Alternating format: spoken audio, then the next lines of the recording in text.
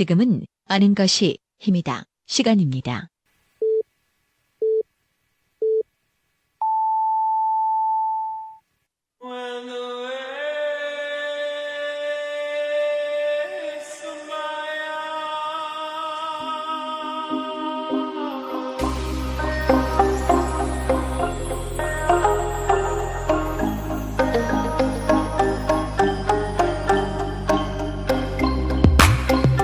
매주 토요일은 아는 것입니다. 교양 채널에서 마련한 프로그램이 여러분들을 찾아가는 날입니다. 이번 주에는 대중음악을 통해 우리 세상을 말해보는 시간이죠. 아는 것입니다.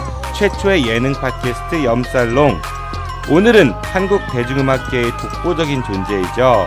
작은 거인이라고도 불렸던 영원한 오빠 조용필에 대해 이야기 나눠보도록 하겠습니다.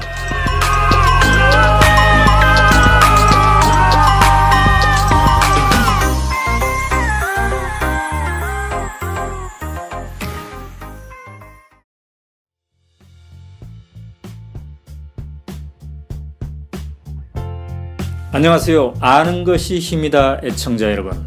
오마이뉴스 대표 오연호입니다. 권력과 자본에 굴하지 않는 오마이뉴스. 국민의 편에선 진보 종편 오마이TV는 여러분의 힘으로 가능합니다. 월 1만 원의 씨앗으로 참 언론을 키워주십시오. 전화 010-3270-3828로 주시거나 오마이뉴스 홈페이지에서 직접 가입할 수 있습니다. 감사합니다.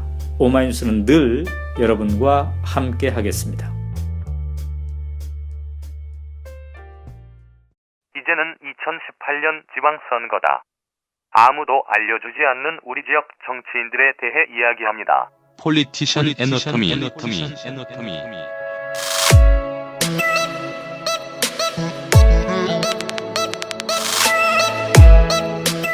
더불어민주당 김창관 대전서구 운영위원장, 바른정당 대전시당 김태영 수석부위원장, 정의당 대전시당 남가현 정책실장과 함께 대전광역시장, 구청장, 시의원, 구의원 등 우리 지역의 정치인들에 대해 낱낱이 해부해봅니다.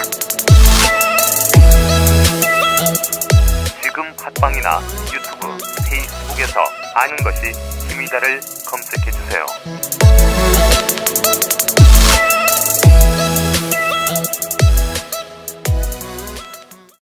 개편이 오랜만에 뵙겠습니다. 우리 염살롱의 주인공 염 실장님 나오셨습니다. 실장님 안녕하세요. 네, 안녕하세요. 네, 그동안 어떻게 지내셨어요? 흰머리가 좀 더 늘은 것 같은데? 잘 지냈습니다. 네, 어떻게 잘 지내셨어요? 비밀입니다. 아, 뭐 무슨 청와대에서 콜 받았어요? 웬 비밀? 저 서울 지역번호로 몇 개 떴는데 네네. 일부러 안 받았습니다. 아, 공이번호가 떴는데 안 받았다? 네. 청와대 가실 의향은 없으신 거죠? 없습니다. 알겠습니다. 개편 이후에 저희 방송이 좀 많아졌어요. 혹시 들어보셨나요? 열심히 듣고 있습니다. 아, 어떤 프로그램이 가장 그래도 귀에 꽂히시던가요? 아무래도 저희 좀 지역 현안에 관심이 많으니까 대충 뉴스. 아, 대충 뉴스? 그런데 좀 불만이 하나 있어요. 어떤 거요? 전화 인터뷰는 좀 아닌 것 같아요. 아, 음질이 귀가 좀 아프죠. 그분들 좀 오셔갖고 얘기하면 안 될까? 근데, 중요한 얘기인데. 근데 그게 매일 하는 거여가지고 네, 기자분들이 이렇게 오기가 오셨으면 좋겠어요, 기사분들. 만만치가 않은데. 뭐 정 PD님만 괜찮다면 좀 밤에 오셔갖고 좀 녹음해도 되고. 아, 출연료도 못 드리고 그래서 이거는 출연료를 오히려 그분들이 내야 되지 않을까요? 아유, 무슨 말씀이에요? 이게 지금 팟빵 지금 이게 매듭니까 지금? 아유, 감사합니다. 영향력 있는 방송에 출연하는데 네, 말이죠. 아, 네, 우리 임병환 기자님, 새로 오신 임병환 기자님 잘 듣고 계시죠? 네. 재섭고 혹시 들어보셨어요? 대충 뉴스에서 인공지능이 브리핑했던 거? 거기까지 못 들었습니다. 아, 그러셨구나. 네, 그거 한번 꼭 들어보시고요.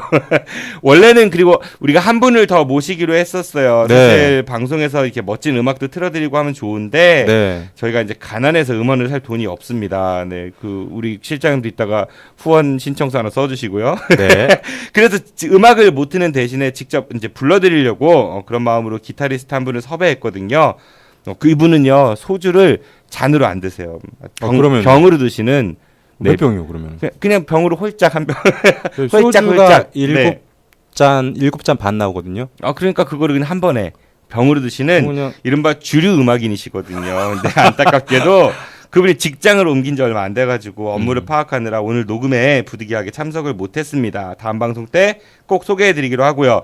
오늘은 우리 염 실장님하고 둘이서 오붓하게 진행을 해보도록 하겠습니다. 앞에서 말씀드린 바와 같이 오늘 우리가 이야기 나눌 가수는 조용필인데요. 우선 오늘의 주인공으로 조용필을 선택하신 이유가 궁금합니다.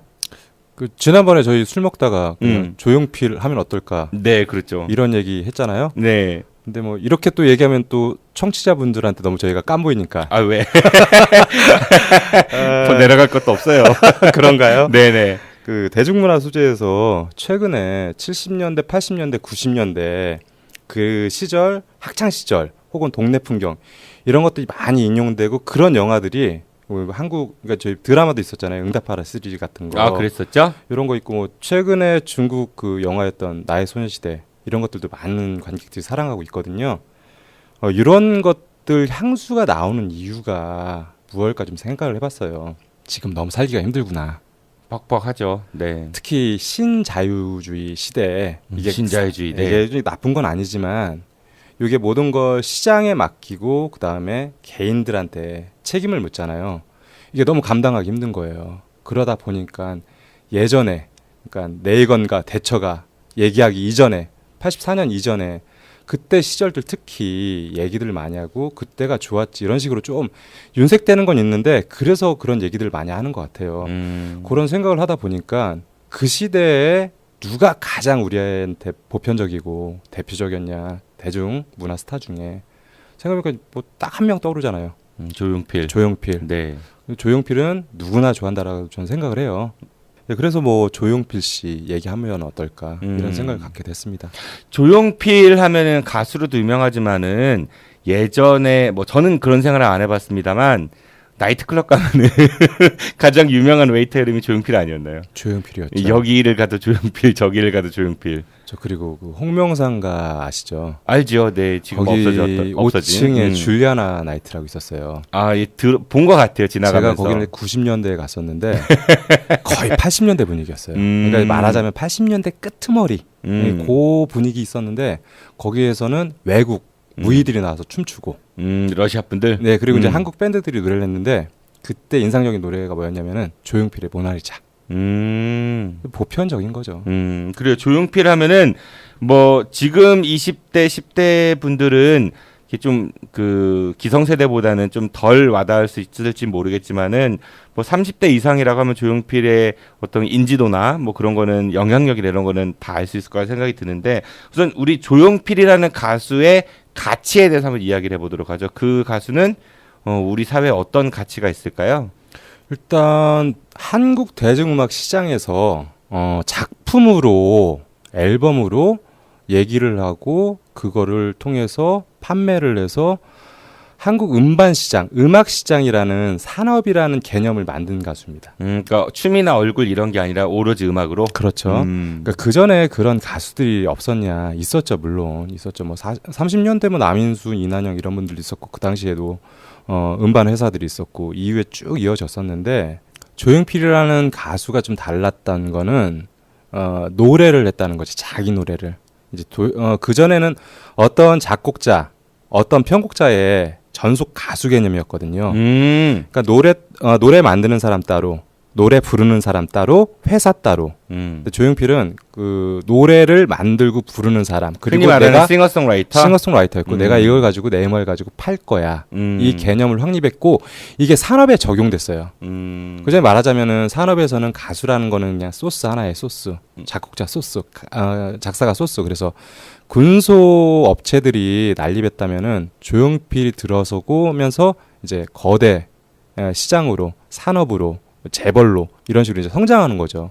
그럼 씬이 하나 생기고 80년대 조용필 때문에 그 이후 90년대 아시다시피 SM 출연하고 2000년대 한류까지 그 근원에 조용필이 있다라고 저는 생각을 합니다. 한류의 출발도 어떻게 보면은 조용필이라고 볼 수도 있는 게 일본 진출도 했었잖아요, 그렇죠? 사실 그 전에도 많이 있었어요. 60년대 김시스터즈 같은 경우도 있었고 했는데 갖다 붙이면은 다 갖다 붙일 수는 있을 것 같아요. 그러니까 홍서범이 우리나라 한국 랩의 출발이다 뭐 이런 네. 것처럼. 그래도 중요했던 거는 조용필 같은 경우에는 진짜 80년대, 90년대 해외에서 활발하게 활동을 했었죠. 그 공을 폄하하는 건 아닙니다. 아, 네, 알겠습니다. 그래요. 조용필이란 가수는 어떻게 보면은 과거에는 가수들이 그냥 노래만 부르는 그런 역할이었다면은 이분은 직접 본인이 노래를 만들어서 부르고 상품으로까지 만드는 그런 이제 그 음악을 하나의 산업으로서 개척한 그런 선구자라고 가장 말씀드렸는데 큰 공은요. 그 전에는 사실 80년대에는 우리나라 앨범은 안 샀어요. 노래는 들었어도. 그러니까 정말 획기적인 슈퍼스타가 나와서 앨범을 많이 판 적은 있는데 안 샀어요. 거의 길거리에서 이렇게 녹음한 거 그렇죠. 짜깁기 한 거 이런 거 많이 샀죠. 오히려 팝송을 많이 들었죠. 네. DJ들도 거의 팝송 많이 소개했었거든요. 근데 조용필이 정말 중요한 게 뭐냐면은 한국 앨범을 외국 앨범보다 더 많이 파는 그 역전을 시켰던 선발 주자였습니다. 그거를 이문세가 이어받고 변진섭이 이어받으면서 한국 음악 시장이 이제 팝보다 우월해지는 거죠. 음. 그 시발점에 무슨 조용필이 점이요? 있었죠. 시작점에 조용필이 있었습니다. 알겠습니다. 아, 요즘 저희 방송 나오는 패널분들이 그 시발점이란 말을 되게 잘 아, 쓰세요. 참, 네. 저 알겠습니다. 네. 그래 조용필이란 가수가 대중들에게 처음 알려지게 된 계기를 한번 좀 살펴보도록 하죠. 조용필은 언제 처음 데뷔를 하게 됐나요? 1968년도에 데뷔했어요. 조용필 씨가 그럼 만 18세 때? 그렇죠. 1950년생이잖아요. 만 18세 때? 네네. 네, 그때 18세 때 시발점이 됐군요. 네. 욕하지 마시고 아니 뭐 맞잖아요. 그 미군 무대에서 데뷔를 했습니다. 68년도였는데 미 8군이 왜 중요한지 아세요? 정PD님?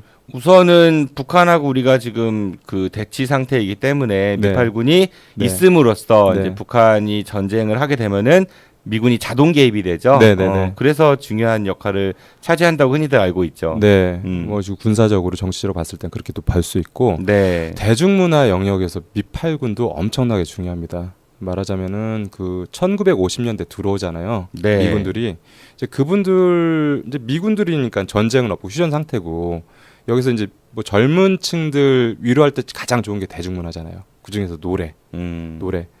노래인데 연예인들은 없고 미국 연예인들이 와서 미군들을 위해서 노래를 불러주고 해줘야 되는데 저희 예전 우정의 무대 생각하셔도 될 것 같아요. 아 이상용 아저씨가 했던 가수들 많이 왔잖아요. 네, 그랬었죠. 마를린 몰로도 오고 누이 암스트롱도 왔었거든요. 50년대. 한국에? 네, 실제로 미군들 위로하려고 월남전도 있었고 그랬으니까.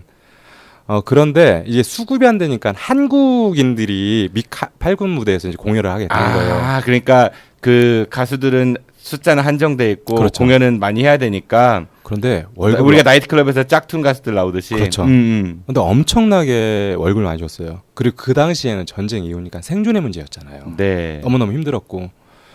그러다 보니까 이 실력 있는 사람들이 느는 거예요. 그러니까 미군들 앞에서 연주를 하고 노래를 한다라는 건 쇼를 한다라는 거는 일정 부분 질적 수준이 높아야 되거든요. 그만큼 돈을 줬고. 그렇겠네요. 그네들의 문화였으니까. 그리고 누구나 그 무대에 쓰고 싶었고. 아까 예전에 한국은 어떤 그 대중문화 산업이 발달하지 못했고 TV 이런 것도 부족했을 그렇죠. 때였는데 그렇죠. 가수들이 설 무대가 없었고 그렇죠. 그런 상황 하나와 네. 그다음에 미군 부대 입장에서는 병사들의 사기 진작을 위한 어떤 쇼가 필요했는데 그렇죠. 그 두 개가 맞물렸던 거네요. 그렇죠. 그 외 가수는 악극단 활동이라고 전국 돌면서 극장식으로 노래하고 연극하고 코미디언 하는 그런 식으로 먹고 살았거든요. 그러니까 연예인들이 미8군보다 얼마나 좋습니까? 그렇네요. 돈을 네. 많이 주니까. 제가 지금 기억은 안 나는데 68년도인가 58년도인가 그때 연간 수출액이 미8군 무대에서 벌어들인 돈이 우리나라 그 수출액보다 더 많았어요. 그 정도 개런티를 많이 받았어요. 제가 지금 요건 조사를 못 해왔는데 예전 네. 기억을 더듬으면은 그 정도였는데 이제 그러다 보니까 한국에 있는 많은 가수들 작곡자들이 거기 들어갔고 거기에서 살아남으려다 보니까 그 미8군 무대에서는 그리고 한 달에 한 번씩 시험을 봤어요. 시험이요? 네. 무슨 시험? 오디션을 보는 거죠. 지금 오디션 프로그램처럼. 난 또 무슨 영어 시험 본다. 그거를 통과를 못하면은 탈락해요. 그러니까 내가 뽑혔다 우와 이러고 마는 게 아니라 데뷔하고 나서 연습하고 자기 기량을 계속 발전시키는 거죠. 근데 이제 내 파트너는 당연히 미국 서양 음악이겠죠. 음. 그러다 보니까 거기에 익숙해지고 그 기교도 배우고 그 작곡법도 배우고 거기에서 배출했던 스타들이 이제 60년대 70년대를 주름 잡는 일단 작곡자들만 해도 박준석, 이봉조, 손석구. 누군지 몰라요. 세 분 다. 모르세요? 네. 죄송합니다. 이봉조 같은 경우에는 이봉주? 마라톤? 이봉조. 이봉조. 예, 네, 현미 이봉조. 씨 노래 있죠. 그 밤안개? 네. 현미 씨 남편. 아. 그리고 손석구 씨. 손석구 씨 같은 경우에는 손석희 사장 형? 아니에요. 이분은 비너스 레이블이라는 걸 만들어서 했었는데 노란 샤스의 사나이 아시죠? 아, 노란 네. 샤스 이분. 작곡자. 아. 그다음에 박준석 하면은 떠오르는 게 이미자. 아. 예, 주름 잡혔던 작곡자들. 그다음에 김희갑 씨. 네. 김희갑 씨는 아시죠? 예, 그분은 압니다. 뭐 네. 조용필의 그 겨울의 찻집. 그다음에 이동원, 박인수가 불렀던 향수 이런 것들 굉장히 훌륭한 작곡자였고 김희갑 선생은 요즘 활동했으면 참 재밌었을 것 같아요. 갑이잖아, 갑. 굉장히 멋있는 분이에요. 네네. 진짜 평가 절하받았어요. 우리나라에서는 가수들 너무 위주예요. 좀 안타까운데 네네. 한번 얘기할 기회가 있을 겁니다. 네네. 그리고 뭐 알다시피 신중현, 음. 최희준, 음. 패티김, 음. 한명수 그리고 조용필까지 한명숙? 노란 샤스의 사나이 불렀던 한명숙. 아, 61년도에 엄청났어요. 한명숙 전 총 얘기하는 그분 이제 출소하실 때 얼추 다가오는 것 같은데 고생 많이 하셨는데 갑자기 생각이 나네요. 네네. 네, 또 말씀 주십시오. 네, 그분들 이렇게 많은 음악가들이 배출됐고 탄생했던 곳이었고 미군이 철수하면서 그분들이 TV로 전환해요. TV로 가요. 이제 TV가 또 개국하니까 60년대 초반 중반에 거기 이제 주름 잡게 되는 거죠. 미군이 철수 안 했잖아요, 근데. 미군이 이제 축소되죠. 아, 그렇죠. 네네. 네, 이제 깜짝 놀랐네. 처음에 68년도에 월남전이 끝나잖아요. 월남 전쟁이 끝난 그렇죠. 이후에 베트남 전쟁. 베트남 전쟁이 맞아요. 그 3만 명 정도로 축소돼요. 그러니까 이제 아무래도 공연할 자리들이 없어지고. 아, 그렇겠네요. 그분들이 그러니까 대거 TV로 이제 이동하는 거죠. 그리고 TV를 또 주름 잡게 되고. 펄시스터 같은 경우에는 71년도에 아마 이미자를 이기고 가수왕이 돼요. 아. 이미자 씨가 당시에 굉장히 속상했대요. 그러니까 신인 가수가 이겨버린 거예요. 데뷔한 지 1년도 안 된 해병아리가 그랬었습니다. 자, 그래요. 이제 많은 가수들 미팔군에서 활동하던 많은 가수들이 이제 TV 무대로 진출을 하게 됐는데 조용필 같은 경우는 그러면 TV에 어떤 노래를 가지고 처음 데뷔를 하게 됐습니까? 아까 이제 말씀드렸던 대로 68년대 이제 기타리스트로 시작했어요. 그다음에 이제 이게 미카엘 8군 무대에 이제 선배들이었던 그 김대한 씨, 그다음에 사랑과 평화의 최희철, 그다음에 이남희 씨 기억나시죠? 울고 싶어. 맞아요. 네. 그런 분들하고 이제 김트리오라는 김트리오. 네. 네. 주지 않아요? 아, 예, 멋있습니다. 멋있어요. 예전에 왜 이름들을 딱 그렇게 썼는지 모르겠어. 좀 영어가 들어가야 먹히고 또 미군 무대에서 활동하다 보니까 이런 영어식 이름이 필요했던 것 같아요. 그 김트리오. 그 김트리오 결성 이전에 그룹 혹시 이름 아세요? 파이브 핑거스입니다. 5손가락. 네. 그러니까 네. 아, 네. 근데 이때는 이제 기타리스트였는데 네. 72년도에 조용필 씨가 그 돌아와요 충무로에라는 노래를 취입해요. 네? 돌아와요 부산항해가 아니라 충무로에. 아, 충무로에. 네. 1972년도 4분의 2박자. 그다음에 기타 반주는 이남희 씨. 통기타. 트르퐁의 노래였어요. 이제 발표하고 이제 묻혀져 있었던 거죠. 근데 이게 76년도에 이제 조용필이 군대를 갔다 와서 이걸 다시 불러요. 자기 노래를. 돌아와요 충무로에를.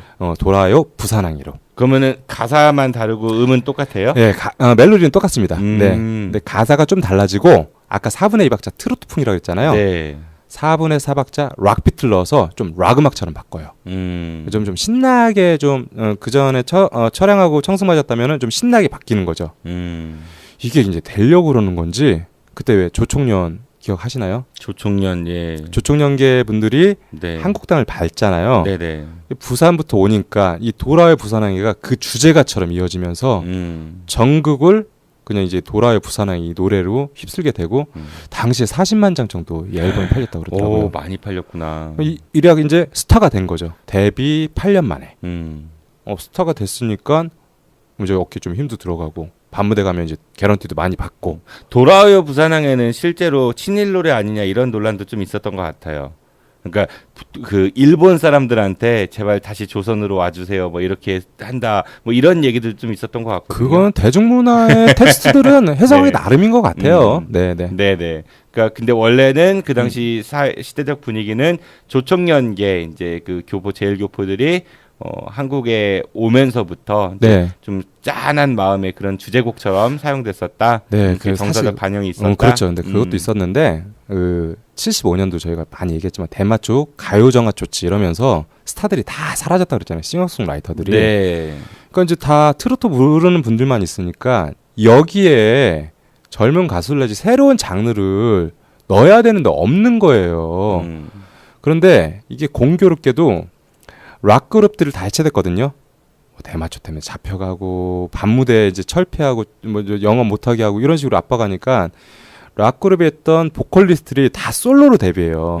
조용필도 마찬가지예요. 조용필 씨도 대마초로 구속이 된 적이 있었죠.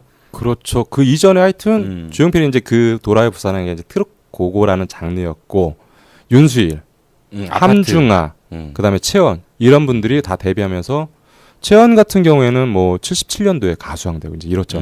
그 공백기를 이 트롯 고그라는 새로운 장르가 또 이제 메꿨던 그러면서 이제 조용필도 인기를 얻을 수 있었던 그런 배경도 있었습니다. 그러니까 75년도에 이른바 그 가요계 정화 사건으로 인해서 많은 락 쪽 하는 분들이 이제 자리를 비우면서 트로트 하시는 분들이 그 자리를 메꿨다. 뭐 이 정도로 이해를 하면 될까요?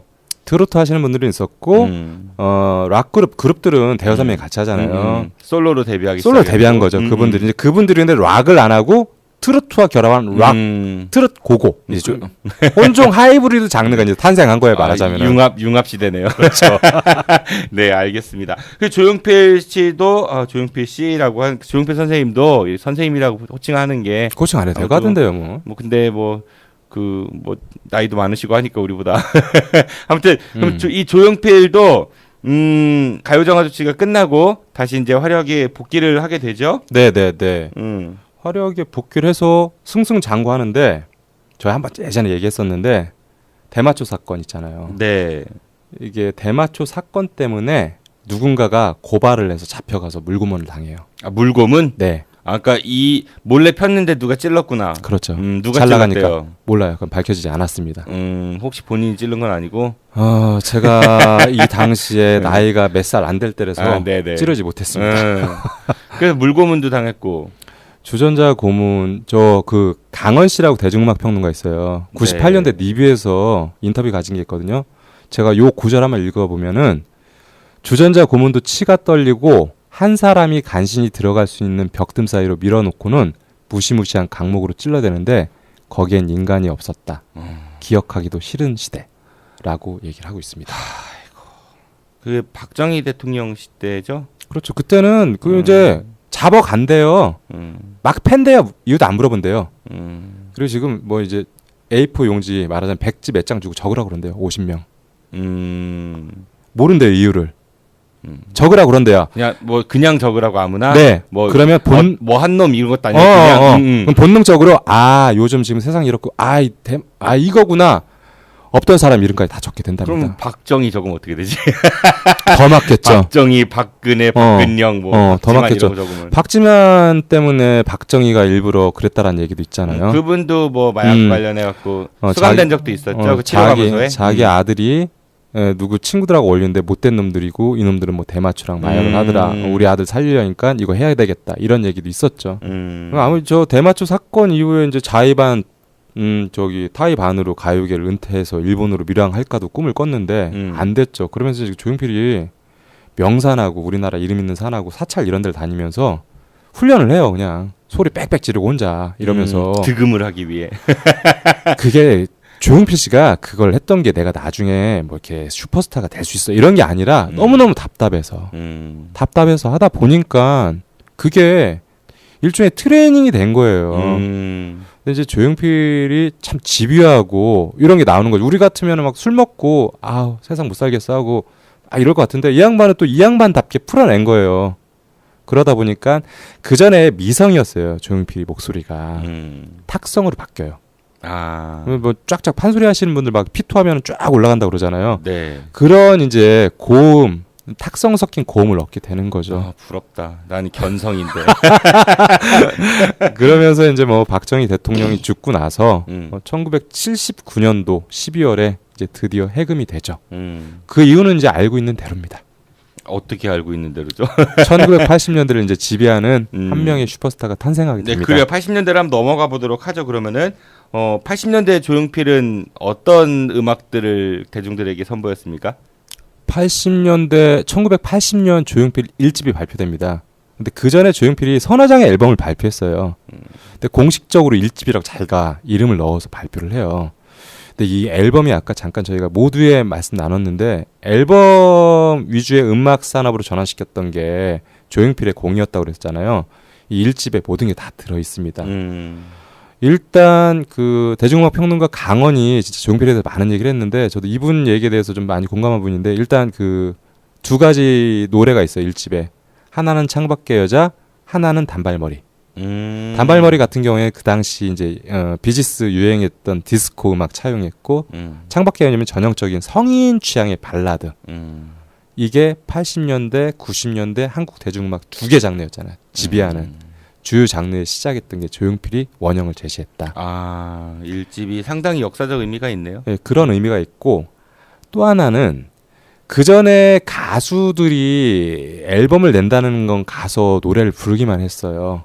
노래 부르고 나면 이제 정 PD님 제가 지금 이렇게 방송하고 나면은 다 편집해 주시잖아요 뒤에. 전 아무것도 모르잖아요. 네. 이렇게 떠들고만 가잖아요. 조용필은 떠들지 않으시면 할 게 없는데 당연히 떠든 게 아니고 소중한 말씀을 듣는 영광스러운 자리입니다. 감사합니다. 이게 뭐 저한테 뭐 이렇게 받을 돈 있으신가? 근데 조용필은 그 편곡까지 다 해내요. 노래도 만들죠. 작사도 하죠. 부르죠. 불고 그리고 밴드도 자기가 데리고 와요. 편곡까지 자기가 해요.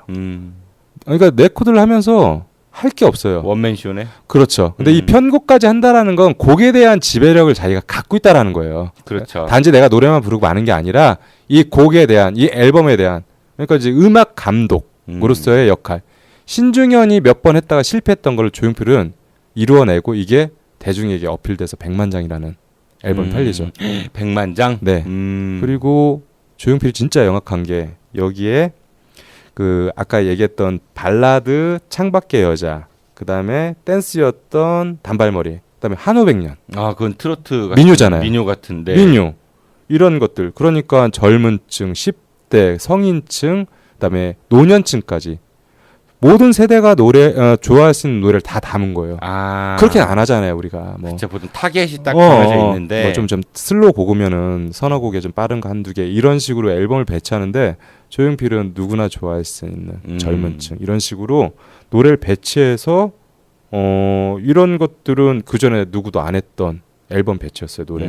그리고 거의 자작곡이었고. 거의 뭐 댄스 가수는 댄스 노래만 위주로 하고 그렇죠. 발라드는 발라드만 하는데 네. 뭐 장르별로 다 네. 한 앨범에 소화를 해서 집어넣었다. 그러니까 이분이 68년 데뷔해서 12년 동안 그냥 허투루 시간을 보낸 게 아니고 오히려 이제 대마초 파동 이전에 저 잠깐 성공을 했었는데 만약에 그때 안 꼬발라지고 쭉쭉쭉 갔다라면은 원히트송 가수 됐을 수도 있어요. 아니면 한 장르만. 김은국 씨처럼. 아, 네. 오락내비. 저는 그랬을 수 있다고 생각해요. 그것도 나쁘진 않은 거예요. 그리고 그 전에는 네네. 자기가 작사 작곡을 안 했거든요. 근데 그 대마초 파동 이후에 혼자 공부하고 소리도 질러보고 하면서 준비를 했던 거죠. 좌절하지 않고. 이게 이제 터졌던 것 같아요. 그리고 이제 10년이라는 그 무명 생활에 그 내공도 쌓였던 거고. 요즘 말하는 포텐이 이제 딱 네. 터진 거구나. 그 조용필이 80년대를 지배했고 그리고 저희 이제 그때 학창 시절 어렸을 때였으니까 그래도 되게 많이 나왔던 것 같은데 또 사생활 관련해서도 얘기도 유명한 스타였으니까 있었던 것 같아요. 그분 뭐 예전에 국회의원 딸하고 네. 따님하고 결혼했다가 뭐 네. 이혼했다는 얘기도 있었던 것 같고. 팬들 난리 났었죠. 그 당시에. 네, 뭐 다들 뭐 먼저 자살한다고 그러고 막 아마 절에서 했을 거예요. 거의 신문 기자들 다 따돌리고서 뭐 국회의원이 강압에 의해서 뭐 이런 헛소문도 엄청 났었어요. 네네. 네네. 뭐 힘에 의해서 뭐 그 조용필이 끌려갔다고 사실은 아니겠지만은 네, 예. 뭐 그런 얘기도 좀 돌았던 것 같고. 근데 이혼하셨을 때도 재밌다고 하기 좀 그렇지만은 이분이 그 위자료를 거의 전 재산을 다 주셨다고 하더라고요. 돈 욕심이 없어요. 조용필이라는 사람이 진짜 음악하고 돈이 많으니까 그런 거 아니야? 사실 그렇게 많지도 않대요. 아니 근데 지금 조용필 정도면은 땡전 한 푼 없어도 나가면 바로 벌 수 있잖아. 그렇죠. 응. 그런 것도 있지만 그런 자신감 일종의. 근데 제가 가수들 보면은 더 가지려고 그러지. 뭐 저기 우리 방송연예 최근에 보면은 다들 부업으로 부동산 하고 싶다. 식당 하면서 벌잖아요. 이 양반 그런 게 없어요. 돈이 많으면은 더 많이 가지려고 하는데 오히려 음악 쪽에 투자를 많이 하거든요. 좀 그런 쪽에서 좀 긍정적으로 보고 있고요. 아까 그 결혼했던 분이 누구였죠? 박지숙 씨인가요? 맞아요. 그분이었는데 그 팬들이 엄청나게 지금 반대하고 막 울고불고 난리 아니었잖아요. 예전에 그 존 레논이 요코랑 결혼했을 때 뭐 그런 거랑 비견될 수 있나? 그렇죠. 그 정도였죠. 근데 이게 그 여기에서 좀 하나 봐야 될 게 있어요. 제가 음악 산업 얘기했었잖아요. 네. 팬덤이라는 거 있잖아요. 팬클럽 같은 거. 네네. 이 개념이 이 조용필 때문에 생깁니다. 아 조용필 대표적인 것 중에 하나가 기도하면 뭐 하는 거 이랬었죠. 네네. 그 전에 물론 남진 나훈아 라이브로 있었고 뭐 가성 부대 이런 데 언론에서 이렇게 보도되고 했었는데 조용필은 좀 달라요. 그러니까 누구나 대한민국 이제 학자들도 인정하는데 스타 시스템이라는 게 조용필 때문에 생겨요. 대중음악에서는. 그러니까 팬클럽을 관리하기 시작하는 거죠. 10대 새로운 소비층으로 등장했던 게 10대거든요. 80년대에 들어왔던 게 10대라는 새로운 소비층이 들어오는데 이 사람들한테 팔려면 어떻게 될까 하다 보니까 매니지먼트 전략을 짜게 되고 전략을 짜면서 팬클럽이라는 걸 만들어야겠구나. 우리 상품은 조용필이야. 이걸 지구 레코드가 만들어내요. 지구 레코드. 네, 지구 레코드 소속이었으니까. 그러면서 다른 음반사들, 다른 레이블들에서도 이제 조용필 사례를 보고 나서 이제 따라하는 거죠. 이런 스타 시스템은 긍정적인 거, 부정적인 건 있지만 80년대 조용필 때문에 생겨났다는 거는 요건 좀 얘기를 해드려야 될 것 같습니다. 그런데 80년대 후반부터 조용필한테도 뭐 슬럼프가 찾아온다고 들었습니다. 예, 사실 80년대 내내 전성기라고 봐도 무방한데요. 분명한 건 87년도 이후에 달라져요. 그러니까 이제 조용필이 85년도에 6집을 발표하는데 6집에 있는 노래가 12곡이 소개되거든요. 그중에 자신이 만든 노래가 딱 하나였어요. 나머지는 다른 분이 쓰신 그렇죠. 곡? 예. 누구나 조용필한테 곡을 주고 싶어 했어요. 부르면 뜨니까. 근데 조용필 입장에서는 아닌 거죠. 이 사람은 아까 얘기했듯이 앨범 아티스트, 뮤지션이었거든요. 자기가 노래를 만들고 싶어 했는데 이게 왜 그랬냐면은 지구 레코드랑 계약을 하면서 조건이 뭐였냐면 1년에 한 번씩 앨범을 발표하는 거였어요. 그러니까 매년 의무적으로 하나씩 내라? 10년 동안. 10년 동안? 네. 그러니까 1년에 하나씩. 그래서 조용필 계약 조건이 좋았나 보네요? 좋지 않은 거죠. 아니 그게 아니라 뭐 돈을 많이 주기로 했다든지 그러니까 계약을 했겠지. 그냥은 안 했을 거 아니야. 그렇지 않아요. 왜 그런데 그런 계약을 했대요? 자기 노래를 그 당시 90년대 초반까지만 해도 가수들은 내 노래를 이렇게 만들어서 음반으로 내주는 것 자체만으로도 영광스럽고 좋은 거예요. 우리가 지금은 유명해졌으면 그렇게 생각 안 하겠지만 신인 때는 간절하거든요. 내 노래가 방송에서 나와, 내가 텔레비전에 나와, 얼마나 영광스러워요. 이 자체가 그냥 음반 기획사들이나 음반 레이블들한테는 당연히 우리가 갖고 있는 권리에 네가 들어오고 우리가 해줬으니까 넌 노래만 열심히 하면 돼. 이런 식이 적용됐던 거죠. 지구 레코드에서 포착을 잘했던 거고 계약은 했었고. 그러니까 좀 뒤에 있다 말씀드리겠지만 네. 그러다 보니까 이제 2집, 6집, 8집 이런 경우에는 조용필 노래가 많이 없어요. 그러니까 이제 흔히 얘기하기를 홀수 앨범에서는 조용필 노래가 많고 네. 짝수 앨범에서는 남의 노래들 위주. 그러다 보니까 80년대 중반까지 이러다 보니까 조용필이 고갈돼요. 흥이 또 본인 입장에서 안 났겠네요. 예, 그리고 앨범 패턴이 다 비슷해져요. 그래서 조용필이 1985년도에 7집을 발표하는데 나 이대로 가다가는 소멸하고 죽겠다. 그리고 내가 정말 하고 싶은 음악 하고 싶다. 7집이 여행을 떠나요 있죠. 네. 그다음에 사랑하기 때문에 유재하라는 그 유재하가 불렀던 그 젊은 신인 뮤지션들. 그러면서 뭐 아시아의 불꽃이라든지 유명한 노래들 7집이 아는데 그게 그냥 한 장의 락 앨범으로 봤대요. 그걸로 자기가 하고 싶었던 노래를 하고 8집 같은 경우에는 트로트를 남아요. 트로트? 같은 해 나오거든요. 네네. 7집이 봄에 나오고 8집이 가을에 나오는데 8집에 있는 노래가 허공.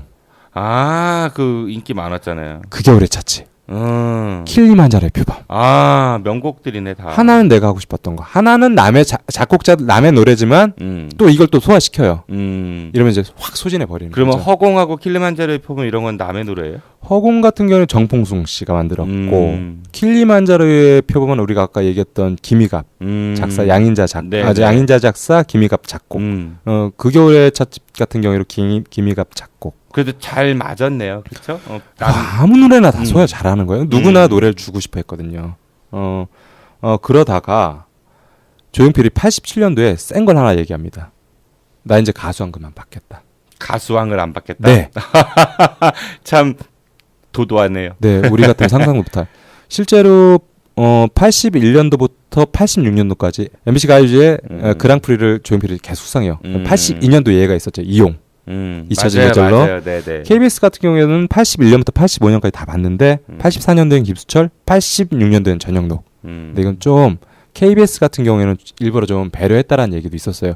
어쨌든 양측 방송사를 다 독점하는 거죠. MBC가 좀 더 대중문화 쪽에서는 많이 했었던 것 같아요. 뭐 가요제 같은 것도 그렇고. 이건 좀 살펴봐야 되는데 10대 가수 그것도 그랬던 시청률은 아마 거의가 높았고 좀 그 공신력이 좀 더 높았다라고. 그래서 같은 날 안 했잖아요. 따로따로 했잖아요. 30, 31일 이런 식으로 피해서. 네. 근데 저는 정말 저도 그 당시 조용필이 싫었어요. 혼자 독점해서 매일 1등만 하잖아요. 텔레비전, 라디오에서 나오는 건 다 조용필 노래고. 그러니까 노래 좋고 나쁨을 떠나서 어리기도 했지만 조용필이 싫었어요. 그냥 질투. 실제 같은 거죠. 우리가 인류대학 가라고 그렇게 하는데 텔레비전 틀면은 1등 하는 친구만 계속 나와. 사회 분위기가 계속 그러니까. 그때부터 삐딱선을 타셨군요. 그런 건 아니고. 그렇게 했어요. 네. 근데 87년도에 9집을 발표하는데 나 이제 음악에 전념하겠다 했는데 달라진 게 없어요. 거의 고갈돼서 그랬었고 아까 얘기했던 이혼 문제도 있었고 그다음에 87년도에 9집에 청춘시대라는 노래 혹시 기억나세요? 잘 모르겠습니다. 그대... 그거는. 제가 해보세요. 드디어 염살롱 최초로 노래를 시도하셨어요.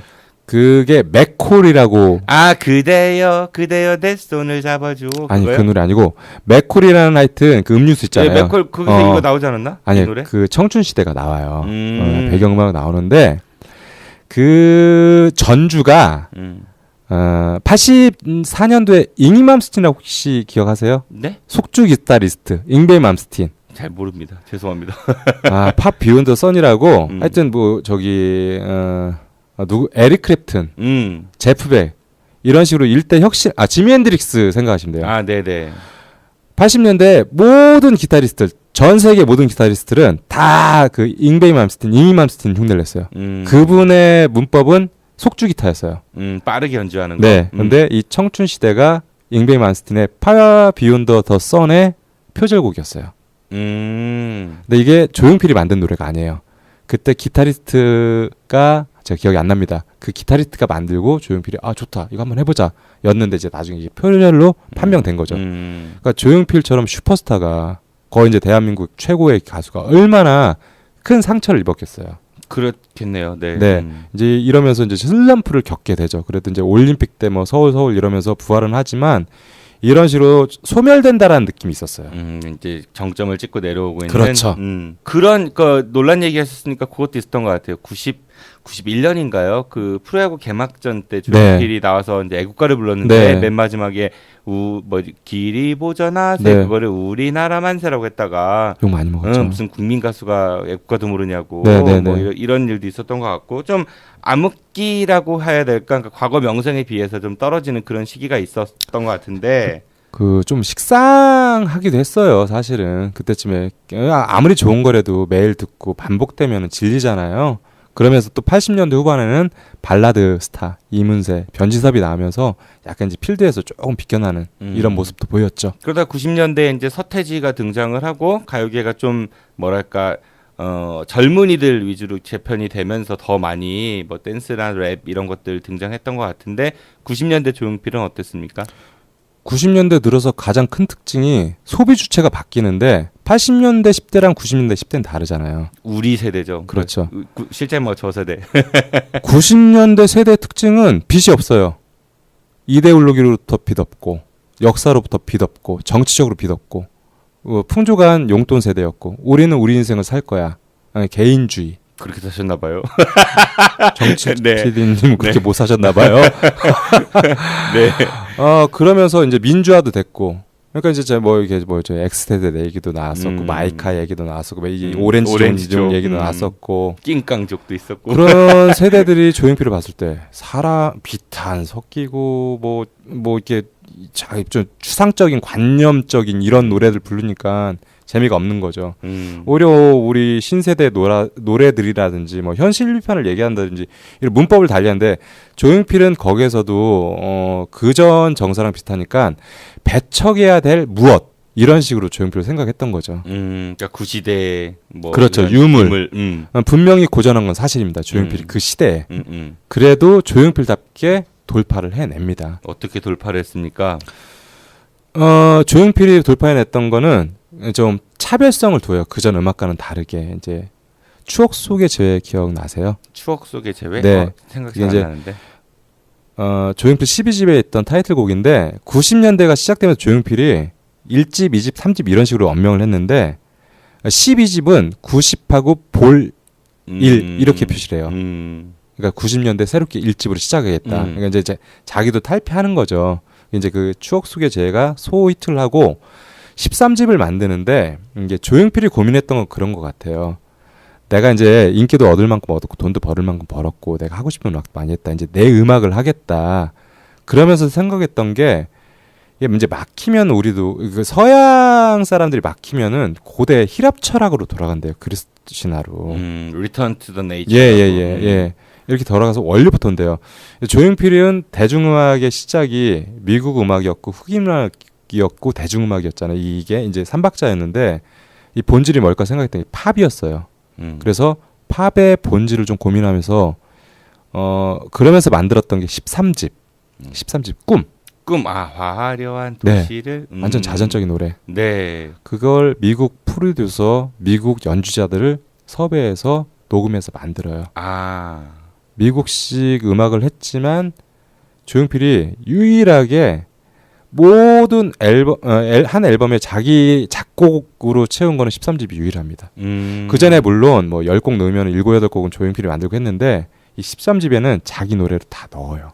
또 그런 것도 영향이 좀 있었을 것 같아요. 조용필 씨가 이제 그 이혼하신 이후에 네. 이제 94년인가요? 네. 재혼을 그 미국 그 재미교포 출신의 로비스트 안진현 씨. 씨랑도 하고 네. 린다 김 같은 네, 분이 네. 시켜도 로비스트니까 근데 그분하고 사이도 되게 좋았고 인고 네. 부부 막 이랬는데 네. 그분이 또 이제 심장병에 걸리셔가지고 맞아요. 네, 그래서 그 2003년인가요? 네. 이렇게 유명을 달리하셨다고. 네.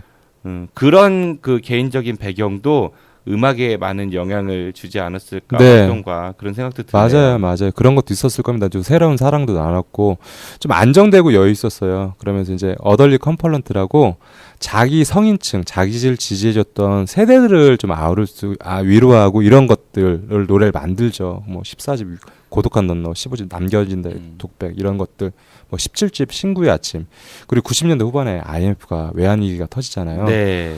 조용필은 계속 그런 노래를 잔잔한 노래를 불러요. 그러니까 어떻게 보면은 그 세대들에 대한 위로가 권주가가 아니었나. 앨범은 비록 많이 팔지 못하고 주류 음악씬에서 물러났지만 자기 목소리를 그래도 냈어요. 꾸준하게. 아티스트네. 그렇죠. 그리고 공연은 꾸준히 했었고 공연할 때마다 실패한 적이 없어요. 그러니까 TV에서만 주류에서만 안 보였던 것뿐이지 조용필은 자기 역할을 묵묵하게 자기 음악 만들면서 꾸준히 했다는 거. 대전에서도 월드컵 경기장에서 했었죠, 크게? 너 거의 만원 사례죠.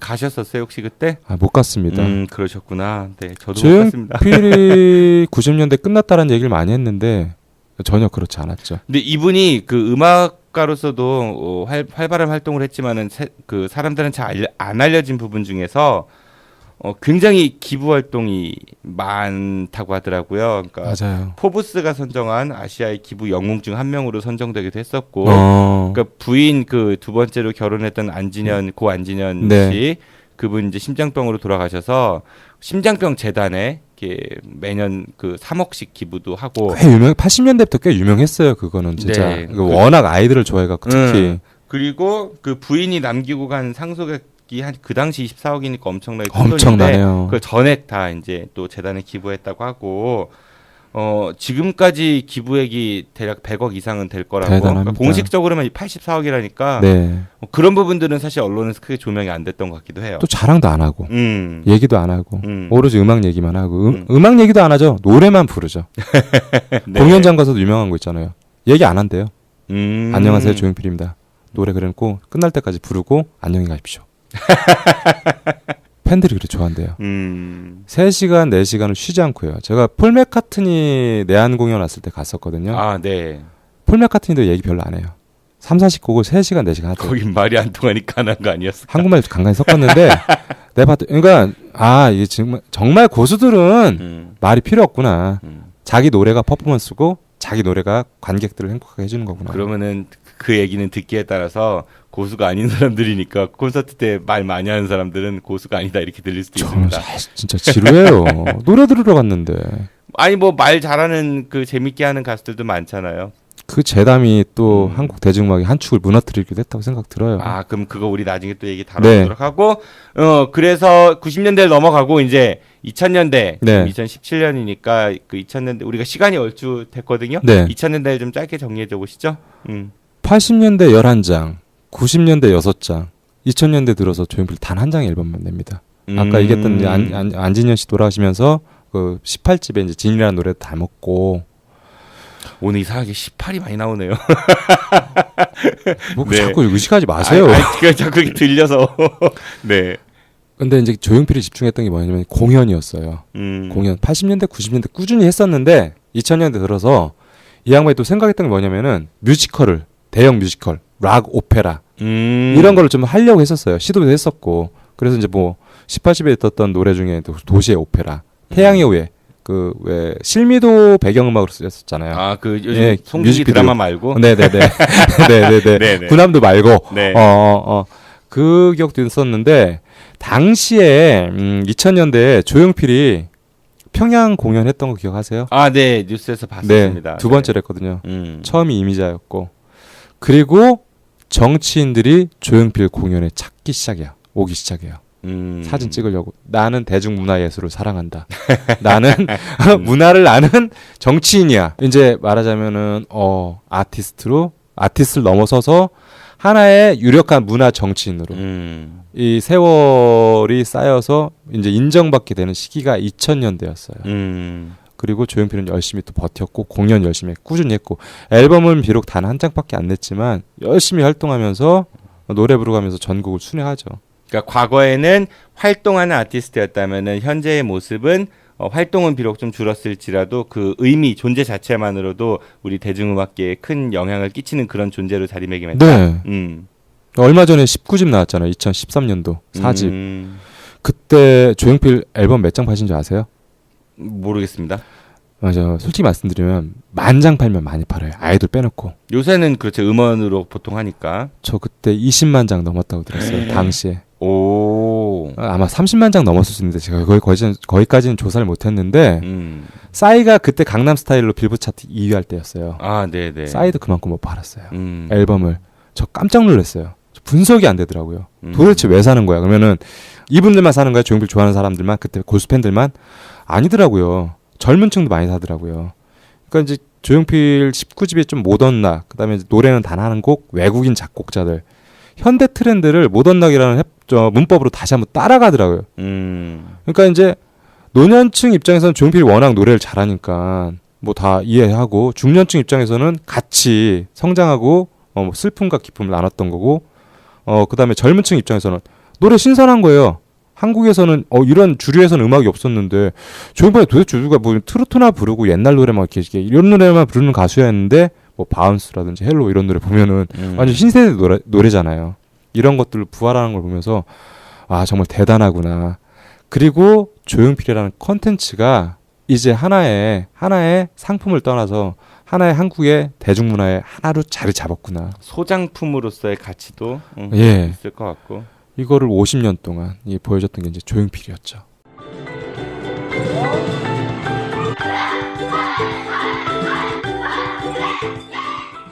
오늘 여러분들의 자녀는 어땠나요? 혹시 맞고 들어오진 않았나요? 불안한 여러분들의 자녀, 이제 아무 걱정하지 마세요. 대전 서구 둔산동에 있는 태권도담에서 여러분들의 자녀를 씩씩하게 만들어드리겠습니다. 절도 있는 태권도 품새부터 겨루기, 그리고 상대방을 존중하는 예절까지 선수 출신인 저 김원호 원장이 책임지고 돌보도록 하겠습니다. 대전 서구 둔산동 국화라이프 상가 2층 태권도담. 팟캐스트를 듣고 문의하신다면 특별한 선물도 드리겠습니다. 대전 042-471-4715로 전화주세요. 24시간 전화대기 하겠습니다. 이상 아이들을 사랑하는 태권도 상남자 김한호 관장이었습니다. 아참, 저희 태권도담에서는 MBC 방송과 함께하는 성인들을 위한 다이어트 코리아 프로그램도 운영하고 있습니다. 즐겁게 살 빼고 싶으신 분들 계시면 꼭 연락주세요.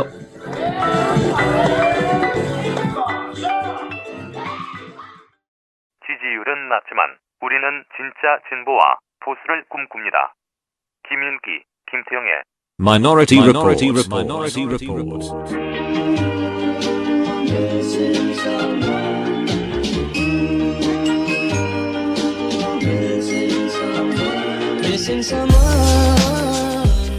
출마 대비 당선된 적이 한 번도 없는 정의당 대전시장 김윤기 위원장과 정치하다가 언제 집안을 말아먹을지 모르는 대전지역 정치 꿈나무 김태영 바른정당 대전시장 수석부위원장이 함께 진보와 보수의 시각으로 각자 우리 사회를 말합니다. 지금 팟빵이나 유튜브, 페이스북에서 아는 것이 힘이다를 검색해주세요.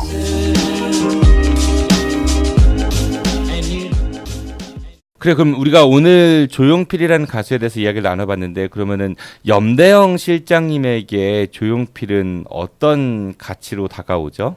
일단 조용필의 가치는 보편성, 다양성, 지속성인데요. 조용필은 세대와 계층의 장벽을 허물었습니다. 모든 세대가 보편성. 예.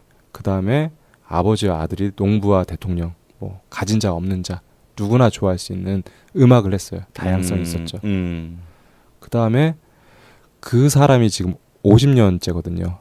68년대 데뷔해서 2017년 현재 50년 동안 꾸준히 공연을 하고 앨범을 내는 가수가 누가 있나면 생각해 보세요. 아, 그러네요. 앨범을 꾸준히 냈다라는 거 19집까지 냈거든요. 해마다. 예, 물론 2000년대 들어서는 한 장 냈지만 공연 앨범을 계속 내고 있었고 공식 카운트 안 하는 앨범까지 합치면 50개 정도 된다고 하더라고요. 편집 앨범 엄청 냈죠. 이런 것들. 조용필 같은 가수가 없었다. 그리고 더 중요한 거는 조용필이라는 좋은 컨텐츠, 좋은 노래를 부르는 가수를 소비해준 소비자들도 대단했다. 80년대, 90년대 사줬거든요. 이런 풍토가 지금 이어지진 않지만 조용필은 아직 살아있으니까 조용필이 우리한테 시사하는 바는 크죠. 한국이 음반이 팔리지 않는 시대에서도 여전히 조용필은 그 전에 팔았고 지금도 팔고 있고, 요거는 좋은 음악을 만들면은 여전히 좋아하고 우리는 살 수 있다라는 걸 존재 증명 가치를 했다라는 게 저는 가장 큰 의미라고 생각합니다. 그래요. 우리도 염살롱 언제까지 방송을 할지는 모르겠지만은 그러니까 종영하기 전에 꼭 한번 조용필이라는 가수를 모시고 방송을 한번 하면은 굉장히 영광이겠죠. 좋죠. 출연하실라나요? 안 하실 것 같아요. 안 하실 것 같아요. 네, 그분 인터뷰하는 거 별로 안 좋아하시고 차라리 소주 술 먹는 건 좋아하시니까 술 먹으면 어떨까 싶어요. 조용필 안 되면 조용팔이라도 한번 섭외해 보도록 그러시죠. 하겠습니다. 그 오늘 야심차게 우리가 연주해 주실 분들 섭외를 했었는데 아무래도 좀 음악이 빠져가지고 조금 썰렁하긴 했지만 그래도 재미있었던 우리 둘이 오붓했던 시간이었던 것 같습니다. 실장님, 다음 달에는 우리 어떤 가수에 대해서 얘기해 볼까요? 네, 미리 얘기하면 재미없으니까 다음 달 방송을 통해 확인해 주시기 바랍니다. 알겠습니다. 다음 달도 벌써 기대가 되네요. 오늘 나와주셔서 감사드리고요. 조심히 들어가시죠. 다음 달 뵙겠습니다. 안녕히 가세요. 네, 감사합니다. 지금까지 대중음악 전문가 염대영 실장이었습니다. 저도 이만 물러가겠습니다. 주말 잘 보내시고요. 지금까지 진행의 정진호였습니다. 청취해주셔서 고맙습니다. I'll be back.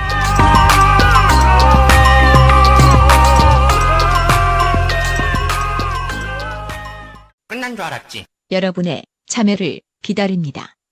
팟빵이나 유튜브, 페이스북에서 아는 것이 힘이다를 검색해 주세요.